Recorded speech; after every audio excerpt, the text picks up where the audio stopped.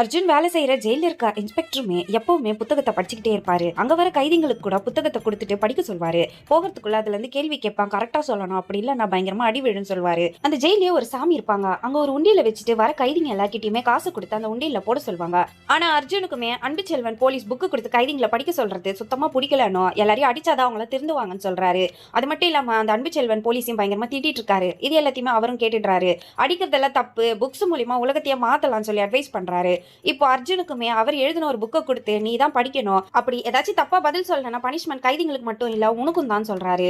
இப்போ ரிலீஸ் ஆக போற கைதிங்க கிட்டயும் அவர் கேள்வி கேட்கிறாரு. அவங்க சரியா பதில் சொல்லாததால அவங்கள பயங்கரமா அடிக்கிறாங்க. இப்போ இதுக்கப்புறம் இந்த பக்கம் வரக்கூடாதுன்னு சொல்லி இப்ப காசு கொடுத்து உண்டியல்ல போட சொல்றாங்க. அதுல ஒருத்தனுமே அந்த உண்டியல் ஃபுல்லா இருக்கிறத பார்த்திருப்பான். அதுல 1,00,000 இருந்து 1,50,000 இருக்கும். நம்ம அந்த காசை எடுத்தா நல்லா இருக்கும்னு சொல்றான். இதுக்காக அந்த ஜெயிலுக்குள்ள போறதுக்கு ஒரு வழியும் இருக்கணும் வேற சொல்றான். ஆனா கூட இருக்கிறவரோ அங்க போனா புக்ஸ் படிக்கணும்னு பயந்துகிட்டே அதெல்லாம் நம்ம பண்ண வேணாம்னு சொல்லிடுறாரு. அன்னைக்கு அர்ஜுனுக்கு நைட் டியூட்டி போட்டிருப்பாங்க. ஆனா அவருமே அந்த புக்கை படிச்சுட்டே தூங்கிட்டு இருப்பாரு. காலையில இப்ப புதுசா ஒரு கைதி வந்திருப்பாரு. அவர்கிட்ட காசு கொடுத்து போட சொன்னா சில்லற சவுண்ட் கேக்குது. என்னடா இது சவுண்ட் வருதுன்னு இவருமே காசு போட்டு பார்த்தாதான் தெரியுது உண்டியல் ஃபுல்லாவே காலியா இருக்குன்னு. பார்த்தா கம்பியை வளைச்சி அதுல இருந்து உண்டியல் இருக்க காசை யாரும் திருடிட்டு இருக்காங்க.